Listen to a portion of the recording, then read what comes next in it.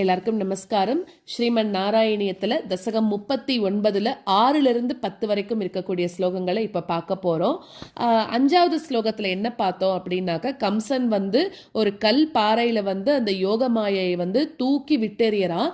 அப்ப அந்த யோகமாயை மேல் நோக்கி புறப்பட்டு போறா, 8 கைகள்ல 8 ஆயுதங்களோட புறப்பட்டு போறா அப்படின்னு பார்த்தோம் இல்லையா. இப்போ 6வது ஸ்லோகத்துல அப்ப அந்த கம்சனை போன அந்த யோகமாயை கம்சனை பார்த்து என்ன சொல்றான்னா, நீ என்ன கொன்னுட்ட, சிதற அடிச்சு நீ என்ன கொல்ற, அதனால உனக்கு எந்த பயனும் கிடையாது.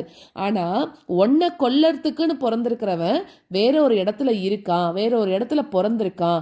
நீ போய் அவனை தேடிக்கோ, உன்னோட நன்மையை நீ தேடிக்கோ அப்படின்னு சொல்லி உன்னோட சகோதரியா இருக்கக்கூடிய யோகமாயா தேவர்கள் எல்லாரும் அவளை பார்த்து துதி பண்ண அந்த இடத்துல இருந்து போயிட்டு மண்ணுலகத்துல நிறைய கோயில்கள்ல விஷ்ணு துர்க்கையாக இப்ப நம்ம அந்த யோகமாயையை நம்ம பார்க்கிறோம். விஷ்ணு துர்க்கைன்னு சொல்றோம், துர்கை, காளி, இந்த மாதிரி பல வடிவங்கள்ல நம்ம இப்ப வழிபட்டு வந்துட்டு இருக்கிறது இந்த பெருமாளோட தங்கையா இருக்கக்கூடிய யோகமாயை தான். இது 6வது ஸ்லோகம். 7வது ஸ்லோகத்துல இந்த மாதிரி நடந்தது எல்லாத்தையும் கம்சன் அந்த யோகமாயை என்னெல்லாம் சொன்னாலோ எல்லாருக்கும் கூப்பிட்டு வச்சு சொல்றான். பிரலம்பன், பகன், பூத்தனை, இந்த மாதிரி இருக்கக்கூடிய அசுரர்கள் எல்லாரையும் கூட்டு வச்சுட்டு இதெல்லாம் சொல்றான். இப்போ இந்த அசுரர்கள்லாம் என்ன சொல்றான்னா, அதுக்கு உன்னை கொல்லணும்னு இருக்கக்கூடிய எண்ணத்தினால எங்கெங்கெல்லாம் புதுசா குழந்தைகள்லாம் பிறந்திருக்கோ அவ எல்லாத்தையும் நம்ம கொன்னுடலாம் அப்படின்னு அசுரர்கள்லாம் ஆலோசனை கொடுக்கறாளாம். அதனால இவ என்ன பண்றா, எங்கெல்லாம் குழந்தை பிறந்திருக்குன்னு தேடி தேடி எல்லா குழந்தைகளையும் கொல்லணும்னு அசுரர்களோட இந்த கம்சனும் சேர்ந்துட்டு எல்லாரையும் தேடி போறானாம். ஸோ இந்த மாதிரி ஏற்கனவே அசுரர்கள் எல்லாமே அவளுக்கெல்லாம் ஒரு கடுமையான மனசு தானே, அதனால அவ இந்த மாதிரி செயல்கள் பண்றதுல எந்த ஆச்சரியமும் இல்லை அப்படின்னு பட்டதிரி சொல்ற. அடுத்தது 8வது ஸ்லோகத்துல நந்தகோபனோட வீட்டுல நீ நந்தனோட மனைவியான யசோதை அவளோட பிரசவ படுக்கையில, இப்ப இங்க யோகமாயை பிறந்தது தெரிஞ்சு போச்சு, கம்சன் வந்தா, அந்த கதை முடிஞ்சுது. அடுத்தது இப்ப அப்படியே அந்த நந்தகோபரோட வீட்டுல யசோதையோட பிரசவ படுக்கையில நீ படுத்துண்டு ரொம்ப அழகா அந்த குழந்தைய மாத்தி வச்சா இல்லையா. இப்ப இந்த குழந்தை கொஞ்சம் கொஞ்சமா காலெல்லாம் அசைச்சு பிறந்த குழந்தை என்ன பண்ணுமோ அதே மாதிரி அழ ஆரம்பிச்சிருத்தான் இந்த குழந்தை. அப்போ அங்க தூங்கின்றதவாலாம் தூக்கத்தை விட்டு எழுந்து இந்த மாதிரி ஒரு குழந்தை நந்தகோபருக்கு ஒரு மகன் பிறந்திருக்கான் அப்படின்ற செய்திய எல்லாருக்கும் சொல்ல ஆரம்பிச்சுட்டான், தெரியப்படுத்தினான். ரொம்ப வருஷத்துக்கு அப்புறம் நந்தகோபருக்கு குழந்தை பிறந்திருக்கு அப்படின்னு கோகுலம் முழுதும் கூட ரொம்ப சந்தோஷத்துல இருந்தது அப்படிங்கிறது 8வது ஸ்லோகம். 9வது ஸ்லோகத்துல யசோதை என்ன பண்றா, அவளோட அந்த காயாம்பூ மாதிரி இருக்கக்கூடிய அவனோட மனசை கவர்ந்த நீ காயாம்பு நிறத்துல இருக்கக்கூடிய நீ அவளோட மனசை கவர்ந்த அவளோட பக்கத்துல வச்சுண்டு முதல்ல அவளோட கண்களால உன்னை பாக்கறாளாம். அதுக்கப்புறமா என்ன பண்றான்னா, மார்பகங்கள்ல தன்னோட மார்பகங்கள்ல பெருக்கெடுத்த பாலை உனக்கு கொடுக்கறா அப்படின்னு சொல்றா. முதல்ல அவதான் உன்னை உன்னோட அமிர்தத்தை அவ பருகின்ட்டாளாம் ஃபர்ஸ்ட், அதுக்கப்புறம் தான் அவளோட பாலை உனக்கு பருகிறதுக்கு கொடுத்தா அப்படிங்கிறா. ஸோ மகிழ்ச்சியாக உன்னோட பஞ்சு மாதிரி இருக்கக்கூடிய உன்னோட உடம்பை இப்ப தொட்டு தொட்டு பார்த்து அவ்வளோ சந்தோஷப்பட்டுக்கிறாளாம். இந்த மாதிரி யாருக்கோ பிறந்த குழந்தை இப்போ இந்த யசோதை கிட்ட வந்திருக்குன்னா எவ்வளோ பாக்கியம் இந்த தாய் பண்ணிருக்கணும். பெத்த தாய் கூட குழந்தைக்கு பிறந்த உடனே தாய்ப்பால் கொடுக்கல, ஆனா யசோதைக்கு அந்த ஒரு பாக்கியம் கிடைச்சிருக்கு. என்ன அவர் பண்ண பாக்கியம் அப்படின்னு 9வது ஸ்லோகத்துல சொல்றார். 10வது ஸ்லோகத்துல அப்ப நந்தகோபனும் கூட ரொம்பவும் சந்தோஷமாகி நீ நன்னா இருக்கணும் அப்படிங்கிறதுக்காக பிராமணர்கள் எல்லாம் வரவழிச்சு எல்லா விதமான தானங்களையும் கொடுக்கறாராம். இதுதான் கொடுத்தாருன்னு சொல்றதுக்கு இல்லாம அவரால் என்னென்னலாம் கொடுக்க முடியுமோ எல்லா மங்களமான பொருட்களையும் எல்லாருக்கும் தானமாக கொடுத்தார் அப்படின்னு சொல்றான். அந்த மாதிரி 3 உலகங்களுக்கும் நன்மையே செய்யக்கூடிய நீதான் என்னோட நோயின்னு சொல்லக்கூடிய பிணியிலிருந்து என்னையும் காக்கணும் அப்படின்னு சொல்லி இந்த தசகத்தை பூர்த்தி பண்றார். இந்த ஸ்லோகங்களை இப்ப பார்க்கலாம். நிருஷம் சதர கம்சதே கிமுமயா வினிஷ்பிஷ்டயா பபூவ பவதந்தக क्वचन चिन्त्यतां ते हितम् इति त्वदनुजा विभो खलमुदीर्यतं जग्मुषि मरुद्गणपणायिता भुवि च मन्दिराण्येयुषि। नृशंसतरकं सते किमु मया विनिष्पिष्टया बभूव भवदन्तक क्वचन चिन्त्यतां ते हितम् नृशंसतरकं सते किमु मया विनिष्पिष्टया बभूव भवदन्तक क्वचन चिन्त्यतां ते हितम् इति त्वदनुजा विभो कलमुदीर्यतं जग्मुषी मरोद्गणपनायिता भुवि च मन्दिरान्येयुषी इति त्वदनुजा विभो खलमुदीर्यतं जग्मुषी मरोद्गणपनायिता भुवि च मन्दिरान्येयुषी नृशंसतरकं सते किमु मया विनिष्पिष्टया बभूव भवदन्तक क्वचन चिन्त्यतां ते हितम् इति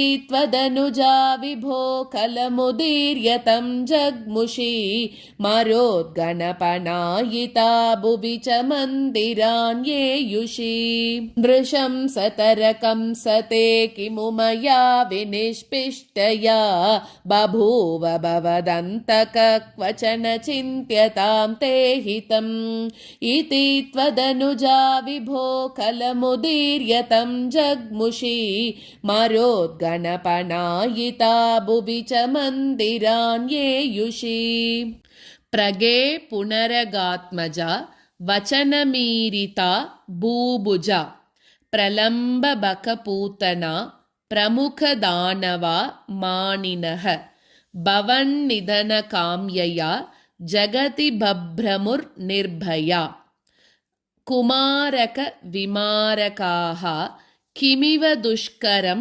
निष्कृपैः प्रगे पुनरगात्मजा वचनमीरिता भूभुजा प्रलम्बबकपूतना प्रमुखदानवा मानिनः प्रगे पुनरगात्मजा वचनमीरिता भूभुजा प्रलम्बबकपूतना प्रमुखदानवा मानिनः भवन्निधनकाम्यया जगति बभ्रमुर्निर्भयाः कुमारकविमारकाः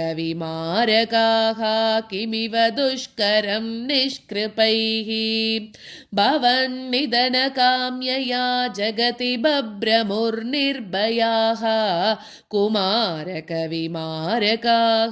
किमिव दुष्करं निष्कृपैः प्रगे पुनरगात्मजा वचनमीरिता भूभुजा प्रलम्बबकपूतना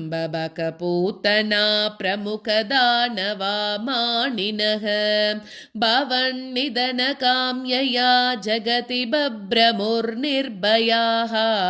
कुमारकविमारकाः किमिव दुष्करं निष्कृपैः प्रगे पुनरगात्मजा वचनमीरिता भूभुजा प्रलम्बबकपूतना प्रमुखदानवा मानिनः भवन्निधनकाम्यया जगति बभ्रमुर्निर्भयाः कुमारकविमारकाः किमिव दुष्करं निष्कृपैः ततः पशुपमन्दिरे त्वयि मुकुन्द नन्दप्रिया प्रसूतिशयने शये रुदति किञ्चिदञ्चत्पदे विबुध्य वनिताजनैः तनयसम्भवे घोषिते मुदा किमु वदाम्यहो सकलमाकुलं गोकुलं ततः पशुपमन्दिरे त्वयि मुकुन्दनन्दप्रिया प्रसूतिशयने शये रुदति किञ्चिदञ्चत्पदे ततः पशुपमन्दिरे त्वयि मुकुन्दनन्दप्रिया प्रसूतिशयने शये रुदति किञ्चिदञ्चत्पदे विभूत्य वनिता जनैः तनयसम्भवे घोषिते मुदा किमु वदाम्यहो सकलमाकुलं गोकुलं विबोध्य वनिता जनैः तनयसम्भवे घोषिते मुदा किमु वदाम्यहो सकलमाकुलं गोकुलम् ततः पशुपमन्दिरे त्वयि मुकुन्दनन्दप्रिया प्रसूतिशयने शये रुदति किञ्चिदञ्चत्पदे विबोध्य वनिता जनैः तनयसम्भवे घोषिते मुदा किमु वदाम्यहो सकलमाकुलं गोकुलम् ततः पशुपमन्दिरे त्वयि मुकुन्दनन्दप्रिया प्रसूतिशयने शये रुदति किञ्चिदञ्चत्पदे विबोध्य वनिता जनैः तनयसम्भवे घोषिते मुदा किमु वदाम्यहो सकलमाकुलं गोकुलम् अहो खलु यशोदया नवकलाय चेतोहरं भवन्तमलमन्तिके प्रथममापि बन्त्यादृशा पुनस्तनभरं निजं सपदि पाययन्त्या मुदा मनोहरतनुस्पृशा जगति पुण्यवन्तो जिताः अहो खलु यशोदया नवकलाय चेतोहरं भवन्तमलमन्तिके प्रथममापि बन्त्यादृशा अहो खलु यशोदया नवकलाय चेतोहरं भवन्तमलमन्तिके प्रथममापि बन्त्यादृशा पुनस्तनभरं निजं सपदि पाययन्त्या मुदा